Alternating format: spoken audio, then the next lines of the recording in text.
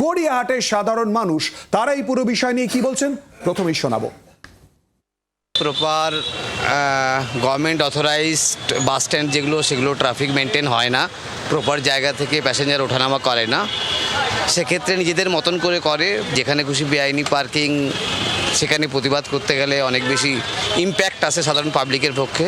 যেখানে মানুষের সমাগম অনেক বেশি, সেখানে এই যে রোড সাইডে মানে আনঅথরাইজড পার্কিং, এটা একেবারেই সহ্য নয়, একেবারেই কাম্য নয়। যেটা সরকার থেকে নজরদারি করা উচিত সেটা তো করে না, শুধু এক জায়গায় বসে যাচ্ছে। এখন হঠাৎ করে মাথায় মনে হলো যে এটাকে ফুটপাথ পরিষ্কার করতে হবে, এটা ঠিক সঠিক সিদ্ধান্ত নয়।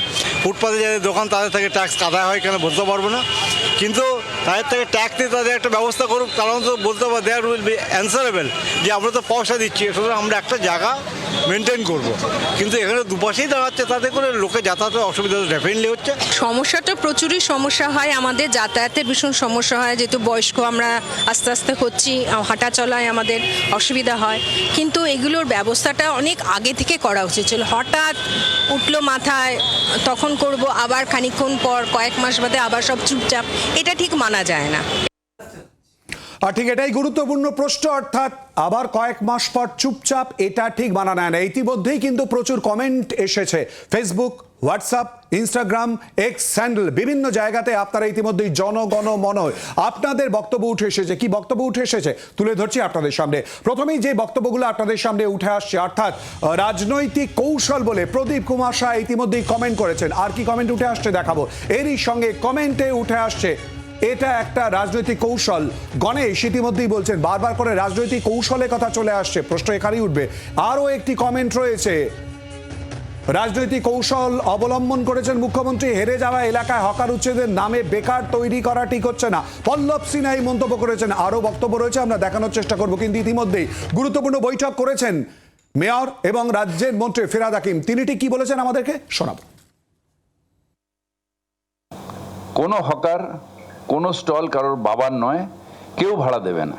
যে হকার হকিং করছে, রোদ্দুরে পুড়ে বর্ষায় ভিজে যে হকিং করছে, তার অধিকার এটা।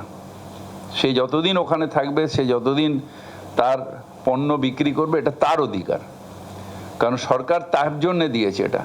ওই 4টে ডালা 5টা ডালা আমার বাবা করে গেছিল, আমার ঠাকুরদাদা করে গেছিল, আমার না।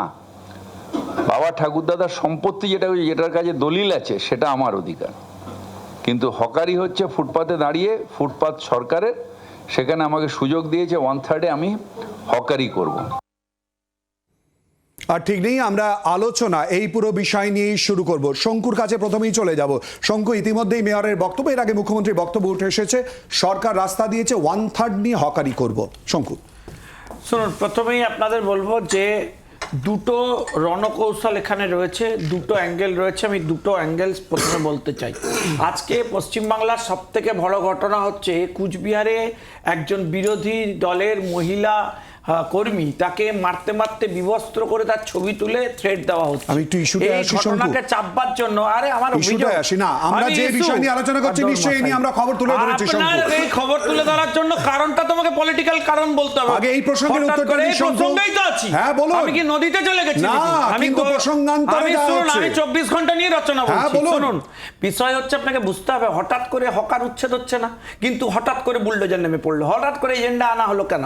যাতে ওই ঘটনাকে চাপা যায়, ওই ঘটনা যাতে আলোচনায় না আসে। রাজধর্ম পালন তো। কুচবিহারের মহিলা যাতে আক্রান্ত হন, রাজধর্ম পালন তো। রাজধর্ম পালন। কেন রাজধর্ম পালন না? কাউকে কোনো নন অ্যাভেলেবল সেকশনে গ্রেফতার হয়নি, সেটা নিয়ে তদন্ত হয়নি, মহিলা কমিশন পাঠানো হয়নি।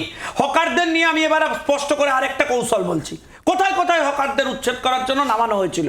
যেখানে যেখানে এনারা দেখেছেন লাস্ট লোকসভা নির্বাচনে এরা হেরে গেছে, মানুষ এদের বিরুদ্ধে ভোট দিয়েছে, সেখানে সেখানে এই ধরনের উচ্ছেদের নামে নাটক শুরু হয়েছে। অ্যাকচুয়ালি উচ্ছেদের সমাধান করার কোনো উদ্দেশ্য এই রাজ্য সরকারের নেই। উল্টে যা করেছেন, এই ভরা বর্ষায় যারা এখানে চাকরি নেই বাকরি নেই, দুটো করে কমে খান, তাদের উপর অত্যাচার করেছেন। আমরা তীব্র প্রতিবাদ জানিয়েছি। কিভাবে করেছেন আপনি ভাবুন। আপনি একদিন অপারেশন সানশাইনের বিরুদ্ধে লড়াই করে সিপিএম করতে গেছিল, 20টা হকার আত্মহত্যা করেছিল। সেই লড়াই আপনি লড়াই করে ক্ষমতায় 18 জন, সেই লড়াইয়ে আপনি লড়াই করে রাজ্যের মুখ্যমন্ত্রী হয়েছেন, ক্ষমতায় এসেছেন রাজনৈতিক ক্যারিয়ারে। ইতিহাস ভুলে গেলেন? এদের চোখের জলের দাম নেই? আপনার বুলডোজার বাহিনী নামিয়ে দিয়েছেন। বাংলার আওয়াজ, বাঙালির আবেগ, জি 24 ঘন্টা।